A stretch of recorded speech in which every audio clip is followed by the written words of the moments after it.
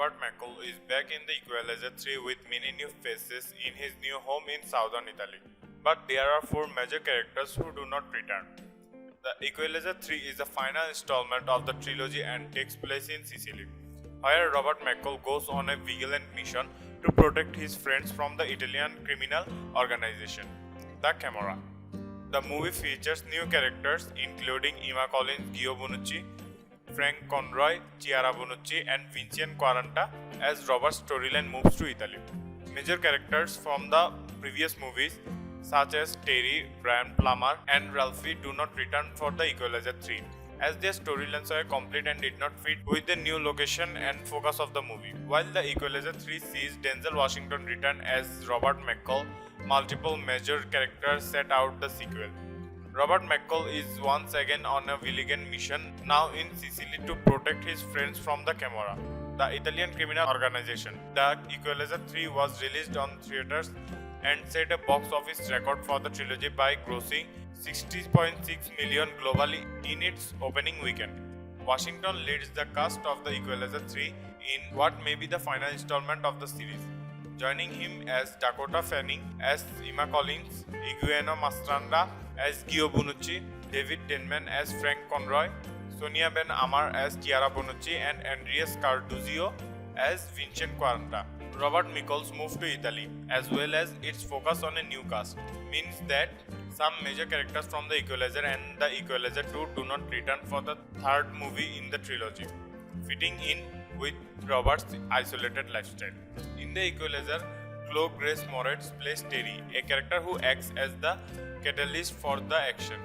Teri and Robert frequent the same diner and become friendly, with Robert starting to become protective when it is revealed Teri is a trafficked prostitute abused by her boss. During the movie, Robert takes it upon himself to track down and dismantle the Russian mafia, controlling Teri so she can be free to live her own life. At the end of the Equalizer, Teri looks visibly happier and visits Robert to thank him and tell him that she is planning to get a job.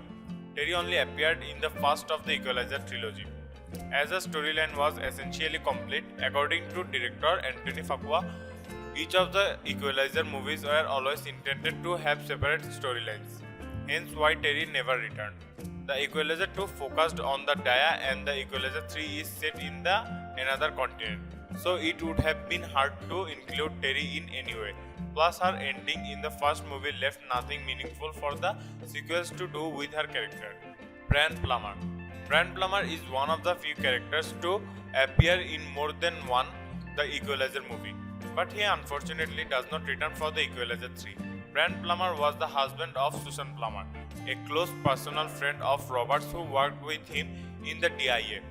Since the Equalizer 2 focused on the DIA and Susan's death, it made sense for Brian to return. Brian offered an insight into Robert's past as well, providing more context for the audience, but while Brian was needed to service the particular plot in the Equalizer 2, the same can be said for the third movie. Now that Robert's past has been explored thanks to the second installment, there is not a huge need for him to become relevant again. Ralphie was a close friend and colleague of Robert's in the Equalizer, and Robert helped him pass his security guard assessments. Ralphie's mom's store was also attacked by some dodgy cops who Robert gladly took down. Ralphie was key in the Equalizer and helped Robert in the final fight in their store. But like Teri, his story has already reached a proper end.